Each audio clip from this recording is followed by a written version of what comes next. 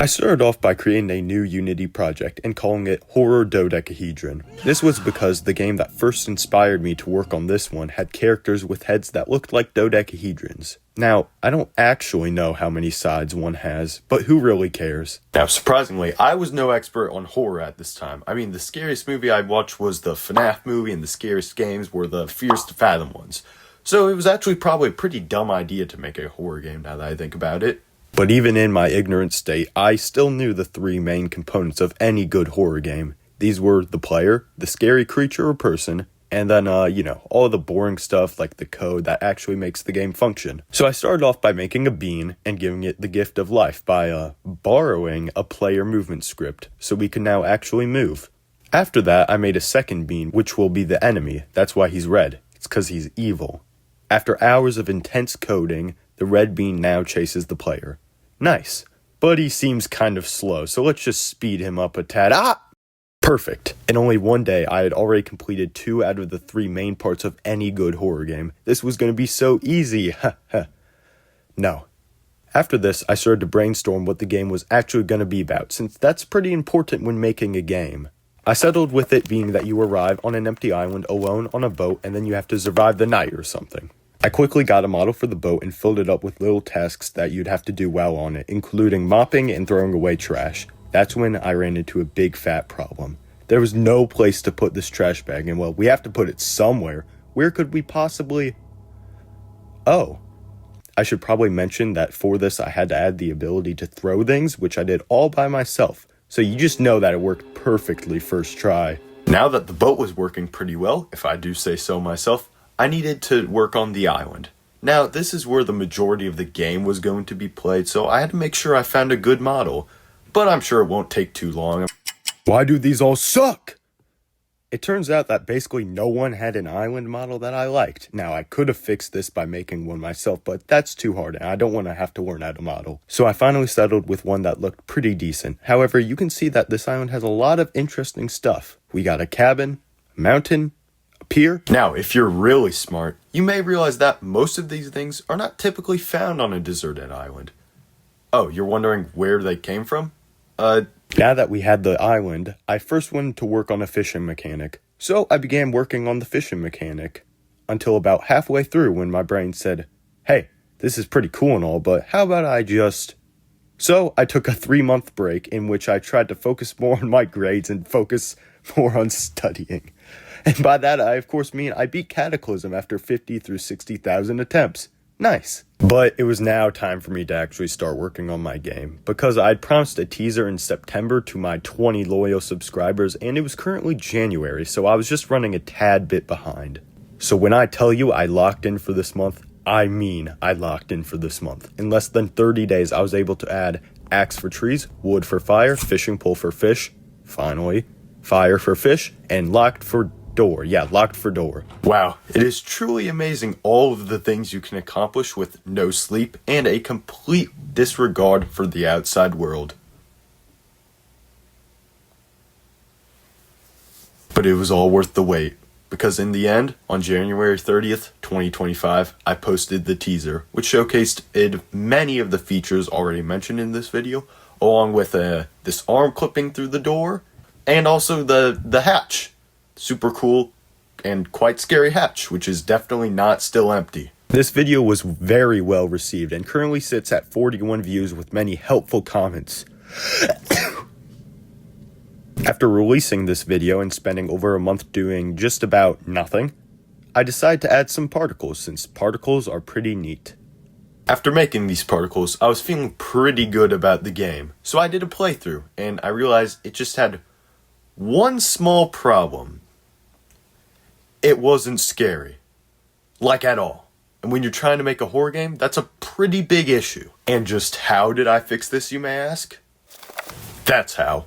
So I made the game a lot darker and gave the player a flashlight, because it's actually pretty hard to see when it's dark. I decided I needed a new enemy model, so I unfortunately had to kill the evil red bean. Sorry, buddy, you just weren't scary enough. Now that Bean was dead, I began my search for a new replacement. I was met with many decent potential candidates and was about to choose one until I found him. The perfect model. Donald Trump. Yeah, I still have no clue why I chose this. I don't even remember, but it's too late now. But just look at him. This game is already at least 5 times scarier. Is what I would say if his arms and legs were actually, moving. Okay, after borrowing some animations, he now looks a lot better, and I gave him the ability to slice you if you get too close to him. To sum up the game's story so far, you have lost your memory and are on a boat heading to the Bahamas, but you actually arrive on some random island. You make a fire, cook some fish, and get a good night's sleep. What was that? Oh, I'm sure that's fine. Boats usually do that, I'm pretty sure. After this, you grab the axe and place it by your cot, just in case, and go back to bed. After being woken up again, you realize the axe is gone. Who could have possibly taken this? I have no idea. Now, if you're really smart like myself, you would realize that the best way to avoid an axe murderer is not to run into him, but actually away. And then you would escape into the cabin, which is now unlocked and also completely empty. It's all good. Give me 2 weeks. I got this. So, I did not, in fact, have that, and it took way longer than I thought it would, and it was super tedious and boring. But at least now the cabin interior is done. All you do is read Trump's diary, input passwords, unlock the secret hatch, not to be confused with the other secret hatch, which may or may not still be complete. It's completely empty. But before we go down, let's just grab this conveniently placed gun and, uh-oh. Yeah, me personally, I wouldn't suggest grabbing the gun until all of the passwords are complete, or you may be killed. Now that the cabin was done, I began working on the basement that would be under the cabin. Instead of getting some fancy model for the basement, I just made a cube, I stretched it out, and then I cleared out its inside so you could actually be inside of the cube. For the interior, I didn't feel like doing anything too complicated, so I just added a ladder, lights, and a big red button. And what does this button do, you may ask? No, but for this, I actually wanted Trump to come to the basement after you interact with the button, and depending on what choices you make during the conversation, you could get 2 different endings, one good and one bad. And it now works perfectly. Bad ending is triggered if you decide to push the big red button, which releases thousands of nuclear weapons upon the world, destroying it completely. And where were these weapons being kept, I hear you asking? In the mountain hatch. Oh, and you also shoot him, because why not? This was actually fun to work on because I'd never made a ragdoll, and they were pretty fun to play around with. Also, if you were really paying attention good, you would notice that no bullet was actually shot from the gun, and you don't even have to face him with the gun to shoot him. You may come to the assumption that I did this because I was lazy or something and running out of summertime to finish this game, which would be accurate if it wasn't actually because this was a secret homing bullet that also happens to be invisible. In fact, it's so invisible I couldn't even find it in Unity. After you kill him, the lights turn off and then back on, but red this time. Very spooky. And Trump's body disappears. After this, we slowly fade into the credits. Now, I could have just done something easy, like a black screen with the credits scrolling through. But I secretly actually really like making things more complicated than they need to be. So now we have a full cutscene for the credits. Yay, sound effect. It was at this point that I realized I was actually getting close to finishing this game. After almost a year, I felt like I could actually release this soon. All I needed was the good ending, a main menu, and every single sound effect and all of the music. And even worse, since summer was almost over, I had to go on a 10-day cruise with my family with no coding.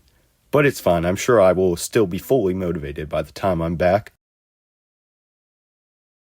I came home with only 8 more days until school started back up, and my free time would go from 16 hours to about 1. So I locked in for all 8 days, and by locked in for all 8 days, I mean, I didn't even touch Unity for the first 5. With only 3 days left, I was losing hope. Maybe I wouldn't be able to release this game in time. No, I was going to do it.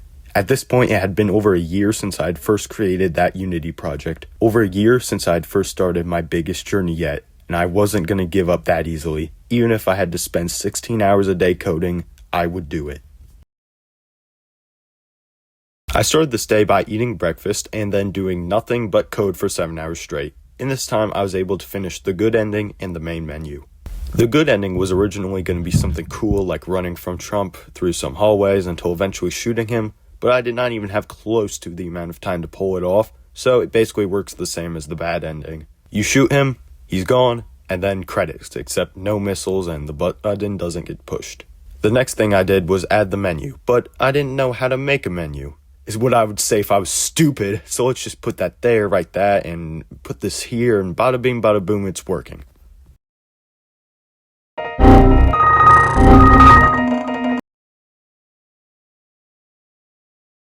On Saturday, I coded for 8 hours, and all I did was remove bugs and add sound effects.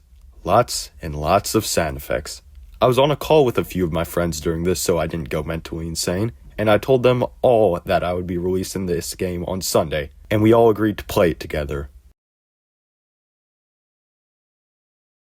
At this point, the game was pretty much done, so I decided to do a quick test run to just make sure everything worked. Which it did. Is exactly what I would say if it was opposite day. The screen did not fade to black, the text wasn't working properly, the alarm didn't work when you took the gun, and I had also somehow broken the entire end credits cutscene for the bad ending. You know, the really cool one that I worked hard on. Now, the reason I broke the end credit cutscene is because I actually have a rare disease called dumb-itis, which makes me involuntarily do really dumb stuff, like, for example, deleting the end credits with no way of recovering it. I quickly fixed all of these issues and remade the cutscene, but wasn't able to re-add the missiles that would fly over the island because it would take too much time and the day was already almost over and I just really wanted to be done with this game forever. Now that everything was probably working well, it was time to upload it to itch.io. But it needed a name, so I asked my very helpful friends for any name suggestions. I decided to just name it Shipwrecked, even though you don't even get shipwrecked at all, but calling it Ship Arrived Safely on Island didn't have the same ring to it. So I got on a call with my friends, and after 379 days, I finally released the game. And it went terribly. I quickly realized that the game file was still called Horror Dodecahedron and had the default Unity logo, but that didn't really matter because the game itself worked perfectly, right? Right? Well, it seemed to be until one of my friends entered the basement and tried to jump, causing them to hit the ocean collider, which led to them drowning. So the game might not have gone perfectly, but at least my friends enjoyed the password puzzle. But they did at least enjoy the password puzzle. They thought that was pretty clever, and they enjoyed the fishing minigame. So I guess it wasn't a total failure. Now that my game was out and school had started, I really did not want to make an update for it. But making the ending possible is probably smart, so in a couple of days, added a pause menu, fixed drowning in the basement, and removed many other small bugs I found. Then released version 1.1, which will absolutely be the last version. I will definitely not be updating this any further. Probably. So, was making this game worth it? Probably not. I mean, I learned a lot of stuff about Unity, and I did have fun most of the time while making this, but in the end the game was just really buggy and not that fun, also not that scary.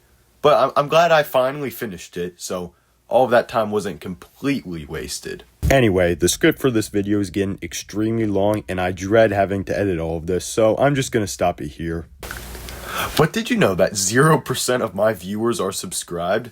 So subscribe now so I can reach my next subscriber goal of 5. We are only 1 subscriber away from this ambitious goal, so please, if you like this video, subscribe to me before it's too late, because it would be pretty cool, and it would make me smile, and it would just make my day.